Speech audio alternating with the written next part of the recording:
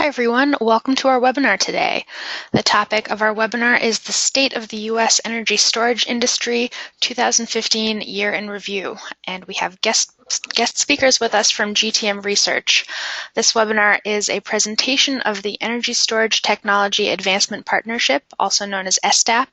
ESTAP is managed by the Clean Energy States Alliance and is generously supported by the U.S. Department of Energy and Sandia National Laboratories. And our host for this webinar is Todd Olinsky-Paul. Todd is a project director for ESTAP. Before I pass this over to Todd, I'd like to go over a few quick housekeeping notes. Oops. All of our participants for this webinar are in listen-only mode. That means that you can't hear us. You can hear us, hopefully, but we can't hear you. You have a couple of options to join the audio portion of this webinar. You can either call in using your telephone, or you can use your computer mic and speakers. Very important note, we encourage all of our attendees to submit your questions as you think of them throughout the webinar by typing them into the question box on your webinar console and hitting send. And we will be reading through your questions as they come in. We will have a Q&A at the end of our presentations, and we'll get to as many questions as we can, but please type them in as you think of them. Don't wait until the end to submit your questions. And finally, this webinar is being recorded. You will find a recording of this webinar as well as all of our previous webinars on our website at cesa.org/webinars.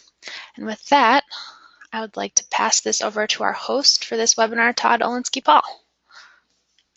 Thank you very much, Samantha, and welcome everybody to the webinar. This is Todd Olinsky-Paul with Clean Energy States Alliance, and I'm going to give a brief introduction before I pass this over to our two speakers today, Ravi Manghani and Brett Simon from GTM Research.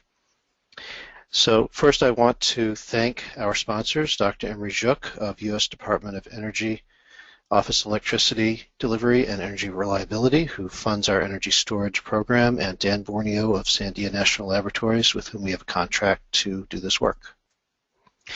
I want to give a little short background on ESTAP and CESA. CESA is Clean Energy States Alliance.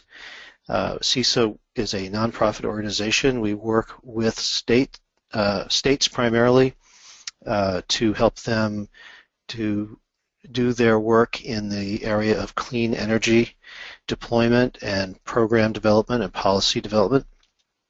And within CESA we have a number of projects. One of them is ESTAP, the Energy Storage Technology Advancement Partnership, and that is conducted under a contract with Sandia and with funding from US DOE. And in that program, our primary role, well, we have a couple. One is to provide information on energy storage, which is what we're doing now with this webinar. But the other is to help to put together joint federal state energy storage demonstration projects. And there's a little map there on the slide where you can see a number of states where we're working right now. Sorry, it's a bit hard to read, but as we go forward with this project and we start working with more and more states, it's hard to fit everything into one map. Currently, we have a number of projects with states that are either ongoing or under development, including here in Vermont, as well as in Oregon and Alaska and Hawaii and Massachusetts and a number of other states. I don't want to spend a lot of time on this, but if you're interested, you are welcome to visit our website where we have information on some of these projects. Here's a screenshot.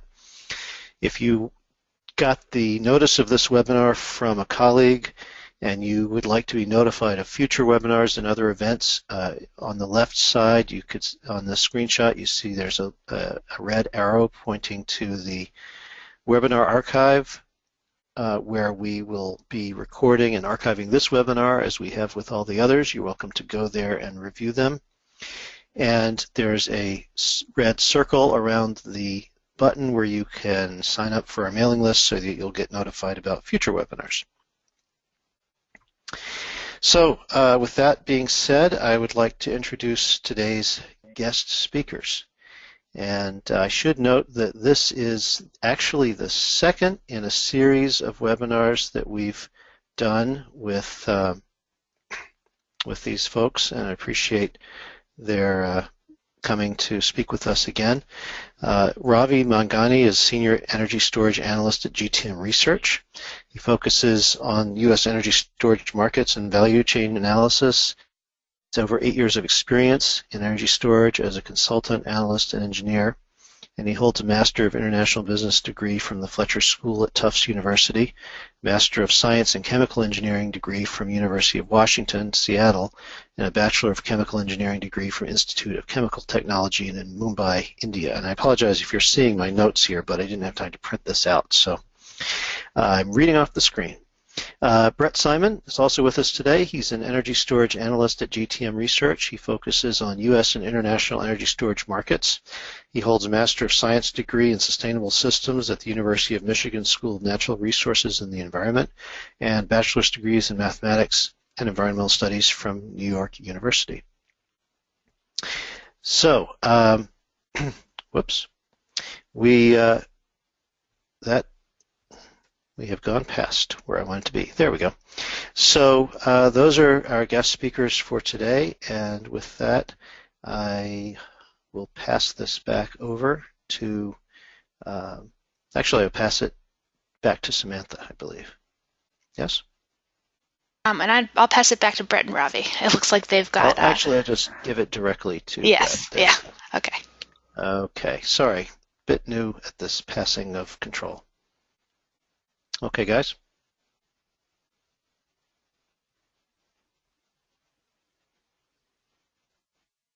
All right, just a second.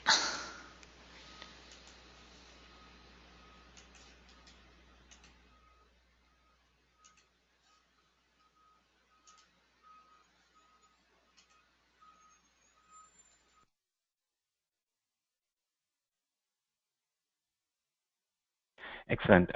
Brett, do you have controls? Yes, I do. You can get started when you're ready, Ravi. Excellent. Thank you so much. Thanks, Todd and CESA, for the kind introduction, and welcome to us. We are pretty delighted to present this analysis for the second time in the last few months, and hopefully we'll continue to do so going forward. So folks who are joining us for the first time, this is bulk of the research that we'll be presenting today is based off our U.S. Energy Storage Monitor report that covers the U.S. energy storage market on a quarterly basis.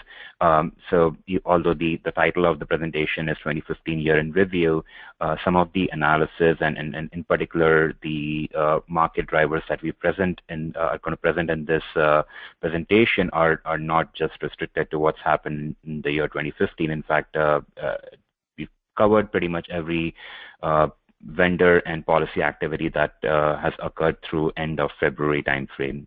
So it's a bit misleading, but I wanted to make sure that we are clear when we say 2015 Year in Review. So with that being said, we represent GTM Research, and GTM Research is one of the three arms of Greentech Media, or GTM as we call it now. We take pride in being the leading information services provider for this transforming new energy or new electricity system or grid infrastructure, which storage is definitely a part of, through three main offerings, one being our website or news through news services at greentechmedia.com. Second being GTM Research, where Brett and I are based off. And thirdly, through our events, as we very frequently host and hold events on different topics, all the way from solar to energy storage and the grid edge. So what we'd be going through today is talking about the key deployment trends that have occurred in the last year, 2015, talk about some of the key market drivers and evolving business models, talk through some of the vendor activities, and finally wrap it off with providing our outlook for the next 5 years. In terms of deployments, 2015 was a pretty landmark year where we saw 221 megawatts of total deployments in the U.S. I should add that we only include grid interactive or grid connected storage. So in reality, there are a lot more backup only or UPS only type of deployments that have occurred, which are not included in the numbers that we present today. So 221 megawatts were deployed in the U.S. In year 2015. A majority of them came from front of the meter with about 185 megawatts of total front of the meter deployments. That was a twofold growth from the year 2014 and tripled from the twofold growth from year 2012 and a tripling of deployments from last year of 2014.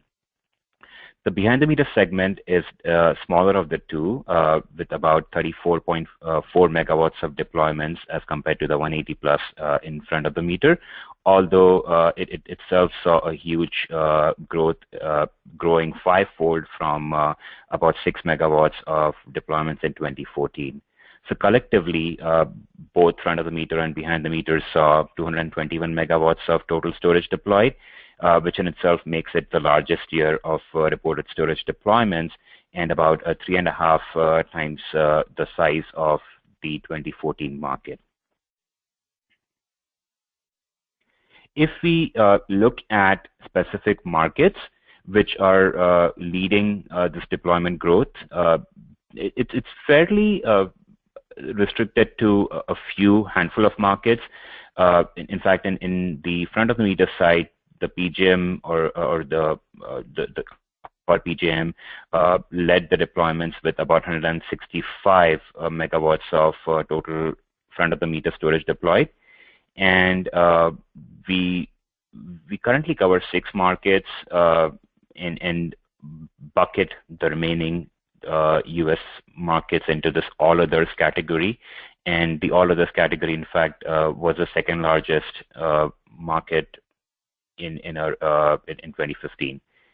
The behind the meter segment is again being dominated by a single market, California, in particular, in fact, in non-residential space, which is the CNI and basically all behind the meter storage that gets deployed on commercial, industrial, government offices, schools, and other non-residential locations. So the non-residential segment was led by California, which again was responsible for about out of the 30 odd megawatts that we saw, was responsible for about 28 megawatts of non-residential deployments, which makes it 24 times larger than the second largest market, which again in this case was all others in 2015. The residential segment, in fact, is slightly more diverse and fragmented, although even there we are seeing that markets such as Hawaii and California are in the top 3. The Hawaii market, in particular, shot up pretty rapidly in the second half of 2015, mainly driven by the changes in net energy metering policies in Hawaii, giving away to grid supply and sub-supply tariff modes, which make the economics of storage paired with solar more attractive than under the net energy metering regime. Hey, Ravi, let me can I ask you a quick question on that slide before you go on? And I just wanted to encourage people to go ahead and send your questions in because we will be taking them after the presentation. On the first, the utility chart there, you have PJM, and then it says excluding New Jersey. That is right. Could you maybe elaborate on what that means? Sure thing. So what we mean by that, for those of you who may not know what PJM stands for, PJM technically stands for Pennsylvania, Jersey, and Maryland. So when PJM was established as an RTO, those were the 3 key markets that it covered. But over the years, it has expanded and now covers 13 states completely or partially in addition to DC. So in that sense, Jersey is no longer the key market that's covered by PJM. The reason we exclude New Jersey out of PJM is because there are several non-wholesale market related drivers for the growth that we are seeing in New Jersey. In particular, New Jersey, in fact, has a state-level resiliency program that provides upfront incentives to non-residential storage when it's deployed at critical facilities.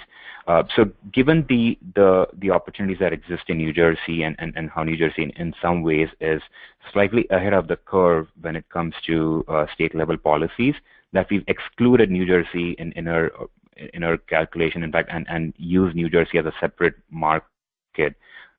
So in other words, we out of the 6 markets that we track, we currently track New Jersey at the state level, and then we track PJM at a market level, taking out all the deployments that we already accounted in New Jersey. Does that make sense? Yes, thank you.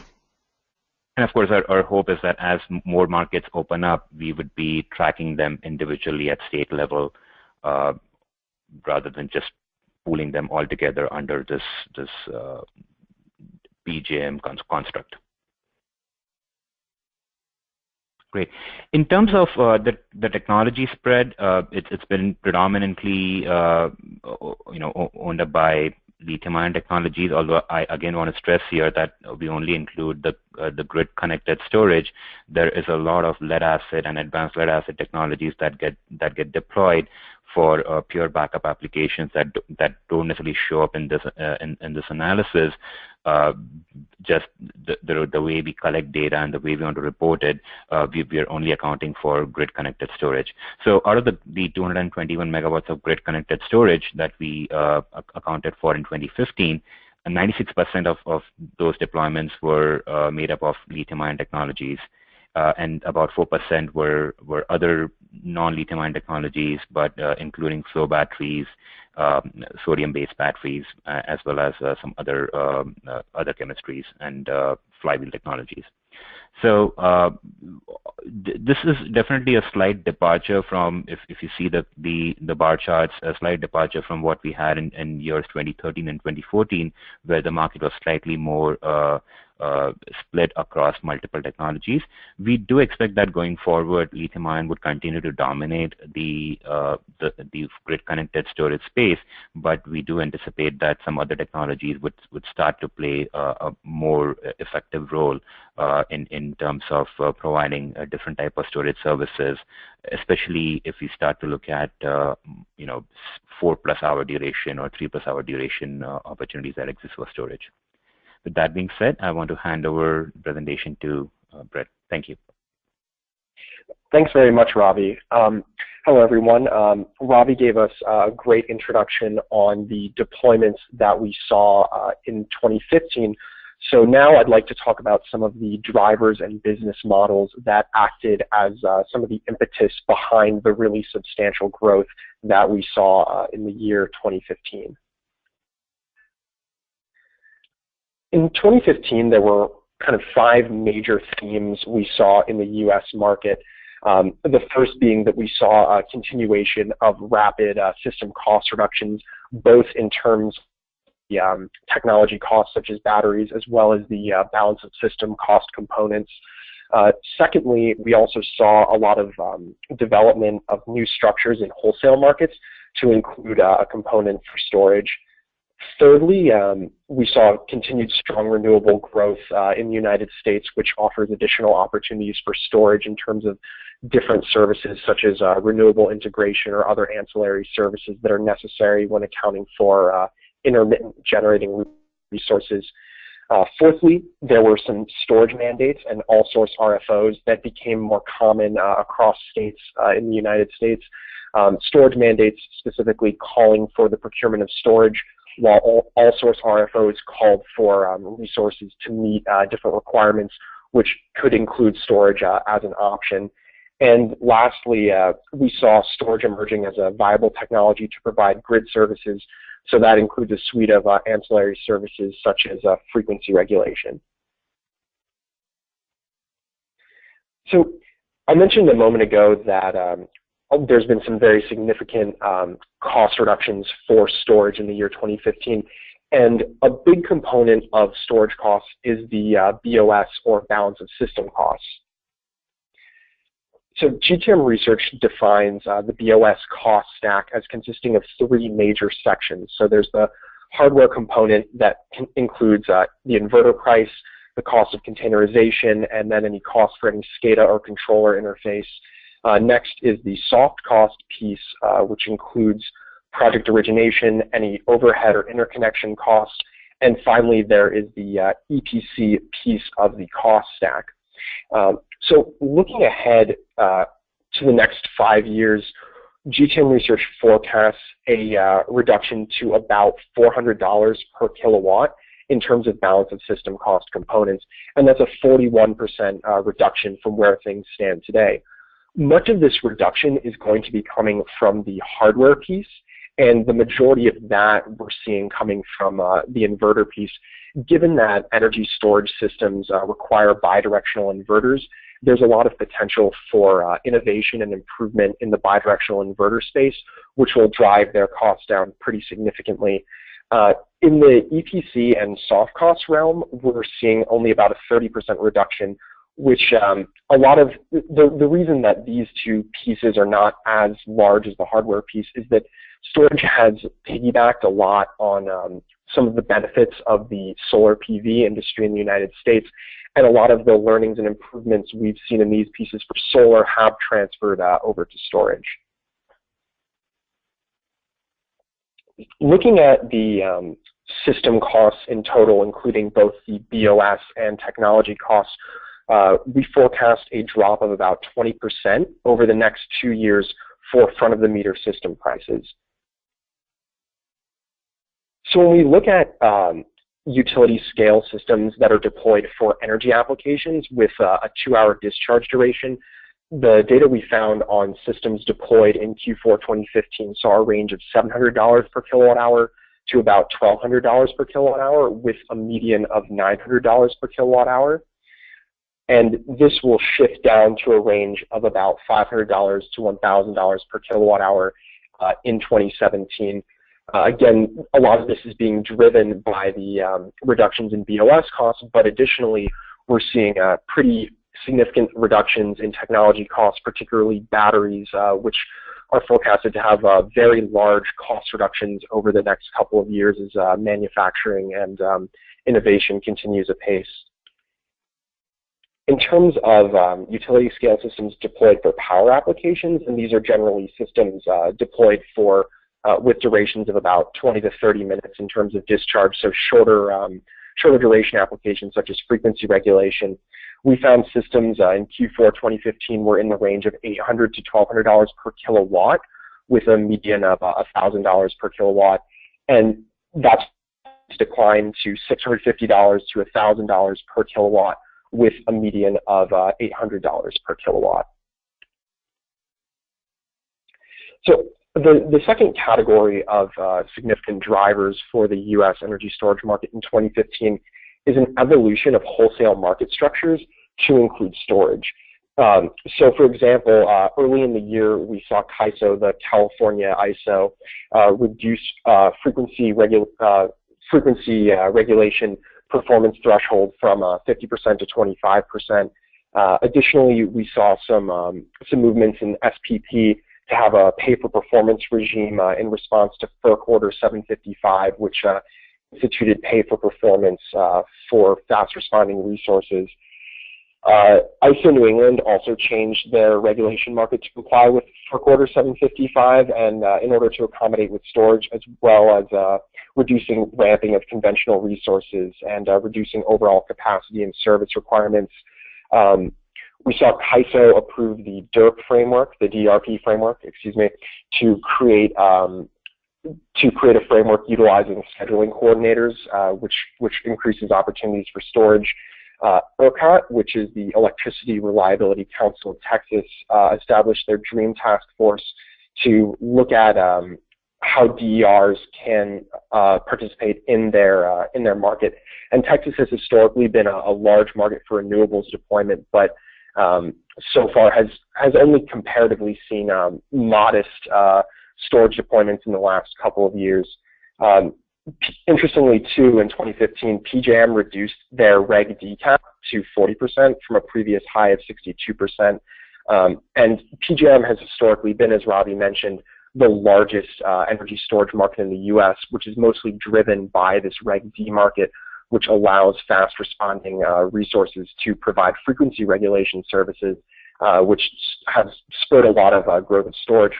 However, a task force found that there are diminishing returns as the deployment of these systems continues to increase. So there's an evaluation undergoing right now about what should become of the PJM market in terms of the Reg D regulations. We also saw FERC issuing orders dealing with provision of primary frequency response. The Mid-Continent MISO created a platform looking at storage market rules and early in 2016. And then also in early 2016, we saw CAISO approving non-generator resource models under the ESTER, the ESDER initiative. So there's a lot of benefits for storage, particularly when it's paired with solar. And these benefits vary in terms of both the duration that's used as well as the frequency that they're called upon. In terms of customer-sided applications, there are a few that are quite interesting and have potential for storage. Demand charge management is one that we've seen garner a significant amount of interest, particularly in markets like California, where commercial and industrial customers have a large component of their bill that comes from their peak demand consumption.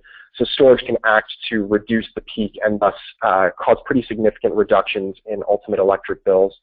Time of use shifting is another area that storage can play in significantly. In this case, when you have a time of use rate where off-peak and peak prices have a wide enough delta, you can store electricity during the off-peak periods and then discharge it during the peak periods, again, to cut overall electricity costs.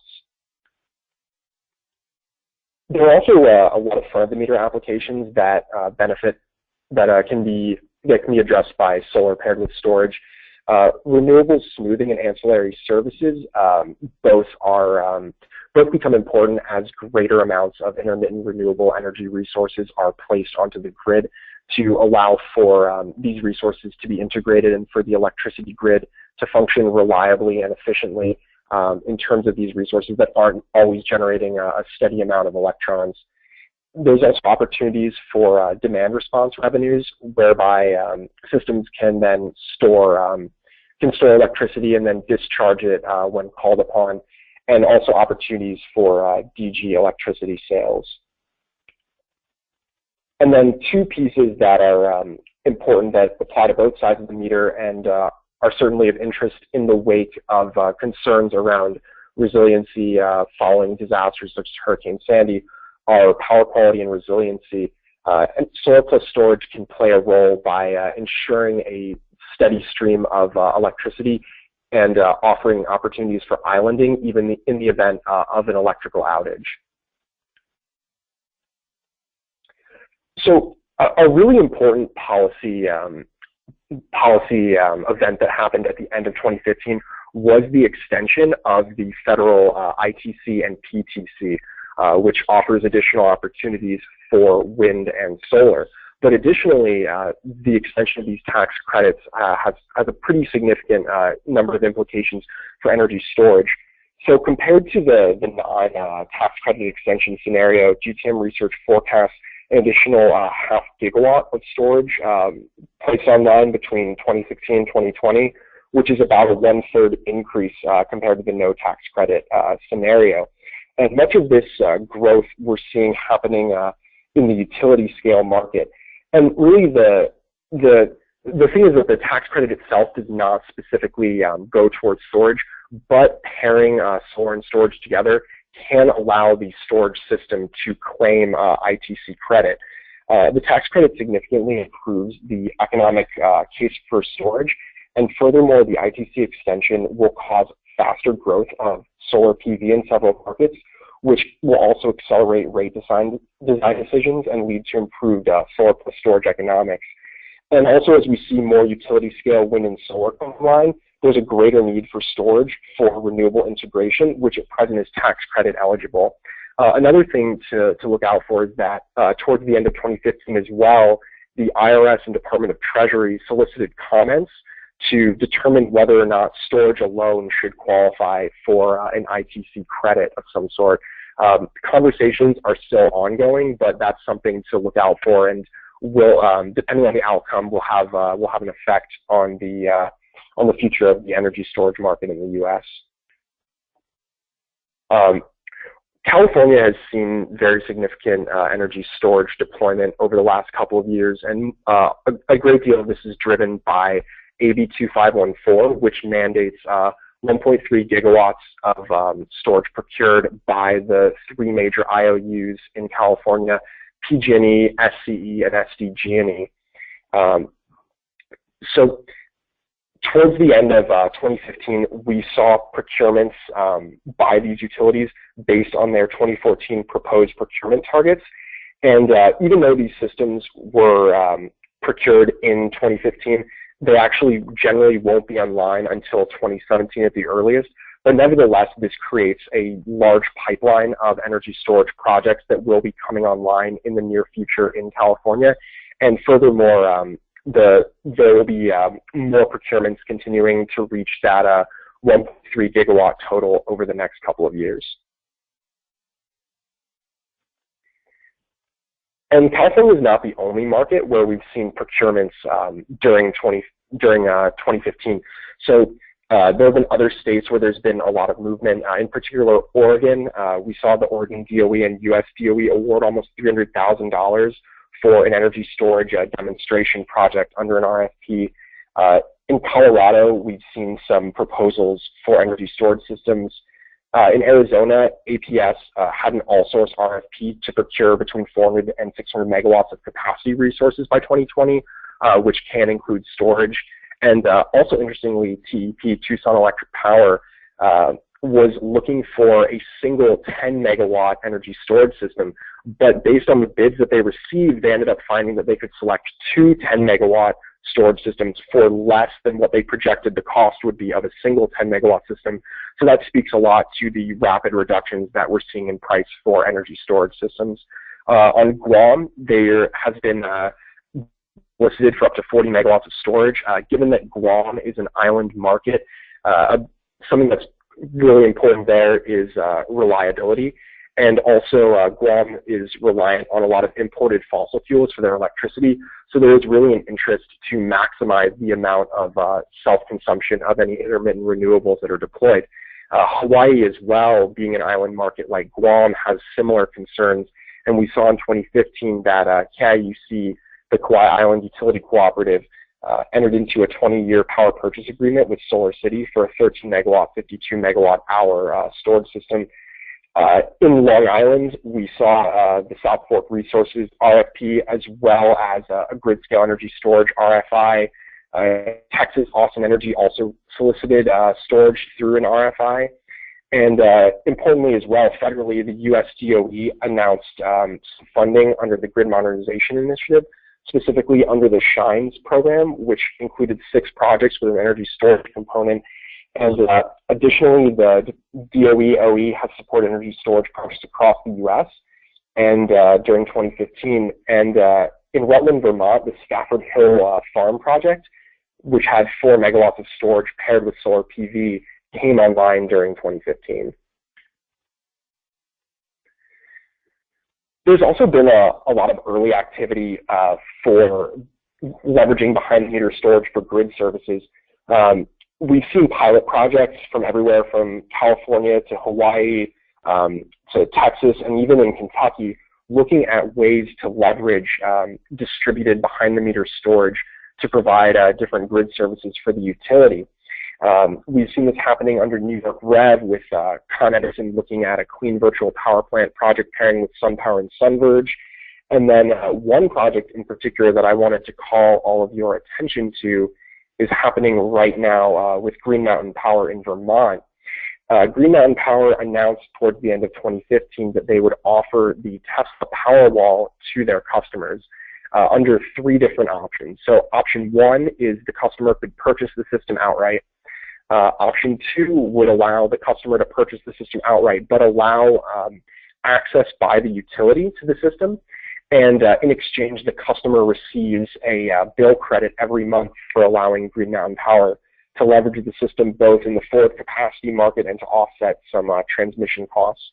Additionally, there is a third option whereby the customer can lease the system rather than outright purchase it. And in this case, there is an opportunity, again, for the utility to leverage the system from the customer in the forward capacity market and to offset transmission costs.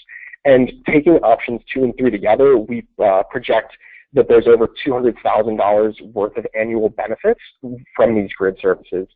And this kind of an opportunity is beneficial for all parties. So the end customer gets access to a new service that can actually cut their electricity bills. The utility gains access to new revenue streams and new ways to meet any sort of grid service needs that they have for lower cost. And finally, the vendor, in this case Tesla, gains access to a new channel partner in the utility, whereby they have an additional way to bring their product to market and open up a great deal of new potential by finding an additional customer base that's already baked in to the utility itself. So in all of this, it's important to think about the vendor landscape of the U.S. energy storage industry.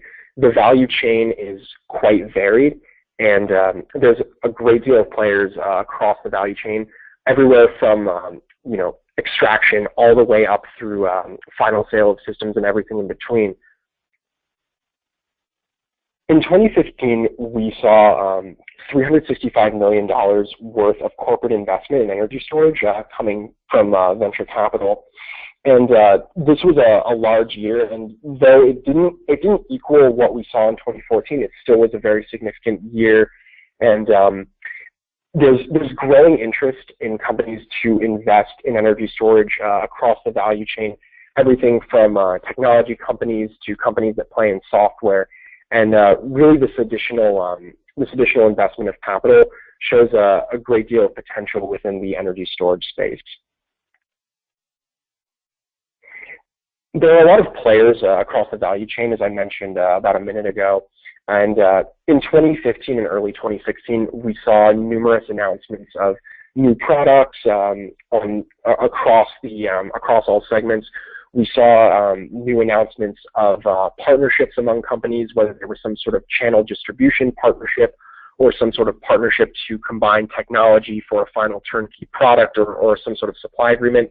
And we also saw announcements of new business models from companies, which included everything from new divisions that would focus on storage to new opportunities for aggregation or some sort of community program that allowed for electricity trading via solar plus storage.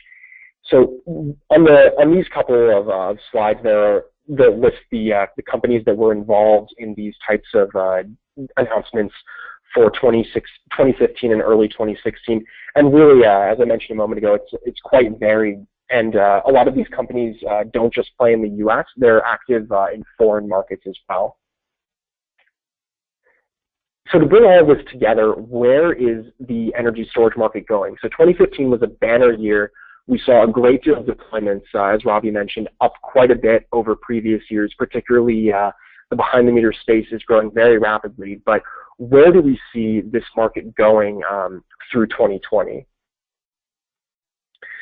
So GTM Research forecasts that the energy storage market is going to cross the 1 gigawatt mark in 2019 and reach about 1.7 gigawatts in terms of an annual market by 2020. And this is a really substantial growth that we've seen,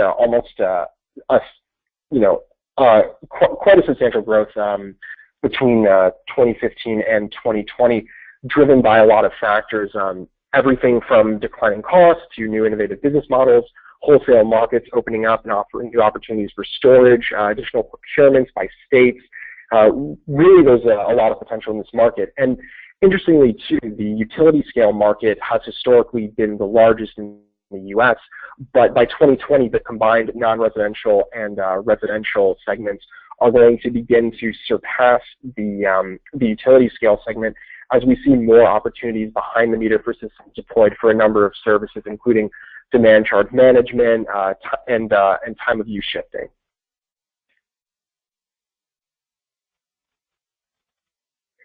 And this is a large financial opportunity as well. So GTM Research is forecasting that the market is going to have an annual value of $2.5 billion by 2020, 6 times the size of the market in 2015. And in 2018, we'll see the market pass the $1 billion mark. So really, this is a market that's growing quite rapidly and has a lot of value all across the value chain. And there's really a lot of potential in this market, and the U.S. is going to continue to be a large energy storage market and one certainly to watch in the coming years. So with that, I'd like to wrap up and say thank you, and I look forward to taking any questions that you all might have. Great. Thank you very much to you, Brett and Ravi, for the excellent presentation. We do have a large number of questions already queued up, so I'll just go ahead and get started with those. We have about 18, 20 minutes remaining. We'll get through as many of these as we can. First of all, you mentioned 221 megawatts of projects. Somebody wants to know, are those 221 megawatts actual completed and operational projects, or does that number include proposed or projects under construction? That's a great question, and we only include projects that are interconnected or commissioned, so it does not include any projects that are under construction or under development. Okay, great. Somebody else is asking whether you have any comments on the automotive electric vehicle battery market and its impact on the stationary battery product. Yeah, so we obviously there are multiple sort of levels of impact at the very basic level. The cost reductions that we've seen in the energy storage market in the last 5 or 6 years are a direct consequence of the manufacturing capacity expansions that we saw in preparation for the EV market growth. And as a result of which, the very fact that we are talking about hundreds of megawatts of deployments in the U.S. In the next few years, or I should say thousands of megawatts of deployments in the U.S. in the next 2 years, and even globally for that matter, is a direct result of those cost reductions. Now, if the question is more towards how do we anticipate the growth in EV market could be tapped as a grid resource, I think that discussion is still in very nascent stages. We do, of course, anticipate that EVs, along with behind the meter storage and other distributed energy resources, are going to be actively involved providing grid services or helping utilities with balancing their demand. But in terms of how directly would they be involved, I think that's still based on still depends on the behavioral economics, how the policies and rules change in order to facilitate involvement of EVs as a grid resource. Okay, thank you. Somebody has asked, besides PJM, where do you see Reg D markets developing in the next several years, and what would be the drivers for this? And I should note that Reg D refers to the fast response frequency regulation market in PJM, which was developed as a response to FERC orders, and which provides for a premium payment for faster, more accurate frequency regulation services such as storage provides. So that, and there's been, I believe, since that pay for performance two-tiered system for faster and slower resources was put into effect, there's been, I think, at least triple the amount of storage in that market. So probably more than that since then. My numbers may be a little old. So the question is, where do you see this developing outside of PJM, and what are the drivers? Great. So as you pointed out, Todd, since FERC 755 and 784 orders were released, all the ISOs and RTOs that are under FERC jurisdiction, that excludes ERCOT, and we can come to ERCOT as well, have to incorporate market rules that A, encourage storage to provide frequency regulation, and B, compensate storage for the accuracy and efficiency with which it can provide that service. The question obviously is, how the regulation markets differ in each of the ISO and RTOs. The underlying clearing price in even for your regular vanilla frequency regulation services have been typically higher in PJM than in other ISOs and RTOs. So the pay for performance, or the premium, which is actually not much if you really think about it, it's about 10 to 15% premium over the regular clearing price, has made the economics even better. The question rather is, what does the economics for frequency regulation in general looks in these other markets? And then we talk about, okay, as all these ISOs and RTOs are required to incorporate storage, although they are not required to incorporate storage in the same way as PGM has had. Each ISO and RTO has taken their own approach, and in fact, understanding is that all the ISOs and RTOs have completed the market rule changes to meet FERC's requirements. And we haven't seen that much storage deployed even in other markets. The question is, of course, what's the underlying economics, and where are the storage costs headed? So if, for instance, some of the other ISOs and RTOs that have already seen some level of storage deployments are ISO New England, New York ISO, even California ISO, but not to the same extent as PJM. But as the costs go down, and in general, we do believe that ancillary services become more expensive with greater renewable penetration, we do think that storage would start to play a more meaningful role. But it's not going to come overnight, right? So we're going to see it in phases, and I think we're already starting to see some level of activity in terms of storage in early stage development of storage for frequency regulation participation in MISO, for instance, already in ISO New England, as well as New York ISO. Okay, great. And we should probably mention that although, as you said, all of the ISOs have come into compliance, that doesn't mean that they all have instituted the same regulations. It doesn't mean that they're offering the same kind of premium payments, and it doesn't mean that the market access is necessarily the same. So, for example, I know in PJM, the minimum threshold capacity for that market for frequency regulation is 100 kilowatts. Right. And whereas in some other ISOs, it's a megawatt. So or in a couple of cases, in 5 megawatts, right? Or 5 megawatts in some cases. Yep. So that that sort of thing, it's a small detail that could easily exclude a number of projects from participating in that market. So just wanted to mention that every market is different, and they all have different requirements and regulations. Okay. And one sort of final note on that, right? I think all the ISOs and RTOs, as far as we know, are at least in the last few months have been a lot more active in terms of looking at their existing market rules for storage participation, not just in ancillary services market, but even in energy and capacity markets.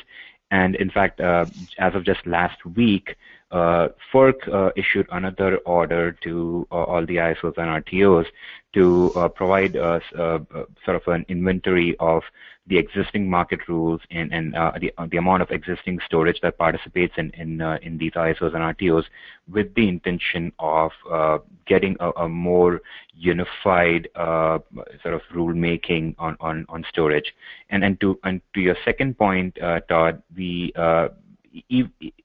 most of the ISOs and RTOs in general are looking at how to compensate and how to sort of formulate rules for distributed energy resources in general, which of course includes storage for participation in different products and services.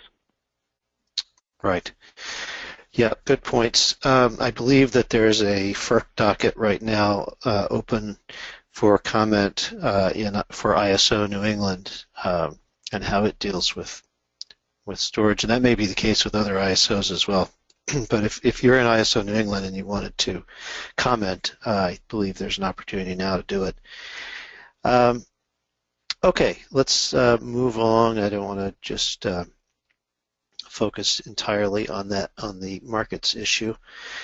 Somebody is asking, can you explain the dollar per kilowatt hour cost of storage relative to other technologies? Obviously, that's a rather open-ended question. It depends on what the applications would be and so forth. But do you have any way to compare, or I guess any way to compare that is sort of fair and reasonable? Sure. So we of course do a lot of internal economic analysis where we compare storage across other incumbents based on application. So the key term here is based on application, right? And I do believe, in fact, there was a recent publication by Lazard that looked at sort of levelized cost of storage again across multiple applications as and compare it to other incumbent technologies. So I'd recommend, because to be honest, this is a conversation that is longer than just a few minutes. So I'm happy to take this question offline with anyone. But for those of you who are interested in reading any sort of publicly available document, I'd recommend looking at Lazard levelized cost of storage publication, which came out, I believe, February of this year. Right? I might be wrong though. Okay, terrific. Here's a question about behind-the-meter storage. Can you outline the emerging economic drivers for behind-the-meter energy storage? Hey, Brett, you want to take that over?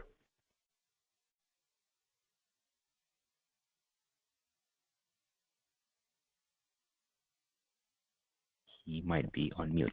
Yeah, Brett, you may be on mute. We can't hear you. Anyways, I can get started and hopefully you can join in. So the economics of behind-the-meter storage, we usually break it down into two segments. First, the non-residential or the C&I space, and the second one being the residential space. So in the C&I space, the key application there is demand charge mitigation. As some of you may know, a big portion of C&I customers, especially some of the larger C&I customers, pay their electricity bills based on not just their total kilowatt hour consumption, but also the maximum demand during any billing cycle, which is called demand charge.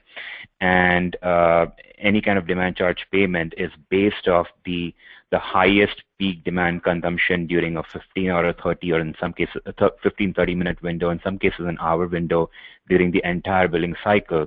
So as you can expect, that if the end customer used storage to shave off their peak demand during any billing cycle, there's an opportunity to reduce their electricity bills by 15, 20, 30% of the total electricity bill.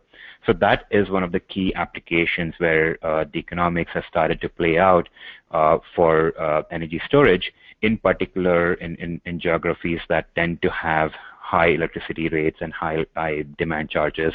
Some of the analysis that we've done on that end suggests that markets that have demand charge payments of greater than about $20 per kilowatt per month tend to be ripe for demand charge mitigation opportunities using storage.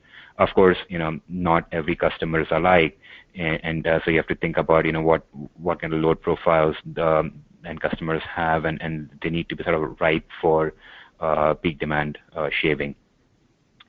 Think about it, right? If the demand was flat for a particular hypothetical customer across the entire billing cycle, there is no opportunity for peak demand consumption, peak demand reduction. You'd have to shave off the entire month's worth of demand in such situation. Of course, I'm talking about a hypothetical situation here. Coming to the residential segment. Residential segment, as of today, the economic case for storage is very limited. In particular, backup tends to be the driving force for adoption at the residential level. Although even there, given today's storage cost and given where cost of some of the traditional lead acid technologies, or even for that matter, gensets, natural gas gensets or diesel gensets lie, the economics is not quite there yet. But as the costs go down, as more utilities move away from flat residential tariffs to potentially time of use tariffs, or in some cases in markets where there is greater solar adoption, as utilities move away from full retail rate-based net energy metering to some form of NEM 2.0, which either pays less than retail rate for any excess solar generation, or adds solar customers on some kind of a demand tariff. So there are multiple ways in which utilities and PUCs within, I would say, more than half the states are looking to towards to move away from net energy metering, where they argue it has to be fair to the entire ratepayer base, not just to the end customer. Yeah. Yes, and we're starting to see. I mean, I think I saw recently that more than half of the states in the country are either revising or in discussions about potentially revising their net energy metering rules. So that's and there's certainly a lot of pressure from utilities to either start assessing some kind of a charge for solar customers, and or decrease the net metering value of those systems. So as you see that starting to happen, storage is certainly going to become more, or we expect it to become more and more valuable, in the sense that it can help to retain the value of solar. Exactly, and move customers towards more self-consumption based practices rather than exporting most or all of that electricity back to the grid. Right. So here's an interesting question. I don't know that I've ever seen this one before, and we've done a lot of these webinars. Do you see global supplies of lithium materially affecting future prices of lithium-ion batteries or the mix of battery technologies on the market? So on a very sort of short time scale, sure, there could be significant volatility in lithium-ion prices, lithium, I should say, ore prices, because it's a commodity end of the day.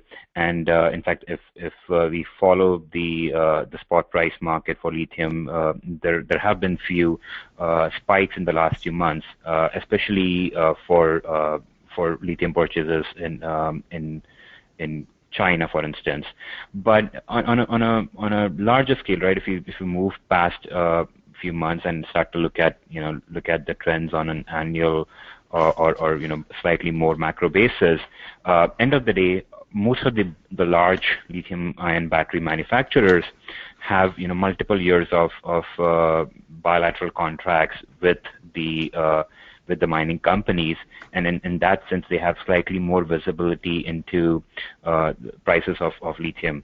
And secondly, as the market grows, as the market matures, of course we do anticipate that basic sort of laws of supply and demand. We do anticipate that the supply would also start to pick up. There are known reserves that still haven't been tapped into, or even within even in locations where there are mining operations, they're not necessarily being carried out at 100%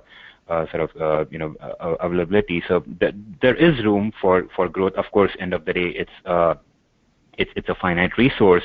So if you're looking way past, let's say 2025, 2030 time frame, we may be in a situation, or we may be having conversations about sort of peak lithium or post peak lithium. But at least for the next 5 to 8 years, we don't anticipate challenges with respect to lithium supply. Okay. Well, look, we've come to the end of the hour. I apologize that we have not gotten to all the questions, but we did have a very large number of attendees and large number of questions. Thank you to our guest speakers, Ravi and Brett from GTM Research. Maybe, Samantha, if you could put up the contact information on the screen. I want to mention that we have a couple of very interesting webinars coming up this week. Tomorrow we have one that will provide some procurement information for those who are in the process of or will be procuring energy storage systems or services. So if you want to join us for that, we'll have some sample RFP, RFQ language and matrix of elements that should go into those documents for procurement. And then on Thursday, we have a webinar on energy storage markets and how those are changing. So for those of you who are very interested in things like the frequency regulation market and other markets out there, we have a webinar this Thursday with some very good presenters from Customized Energy Solutions that will be looking at how those markets are evolving and what's new in that space, and also the importance of controls and modeling controls and dispatch protocols for these kinds of systems. So Samantha, and I think that information is also on the screen. Samantha, any final comments? Some contact. Sorry, we do have some contact info up on the screen, and the web address for CESA and the ESTAP website is there as well. So you can follow up with us at that link for a recording of this webinar and for information about future webinars this week and beyond. And thank you everyone for joining us for this webinar. Okay, thanks. See you.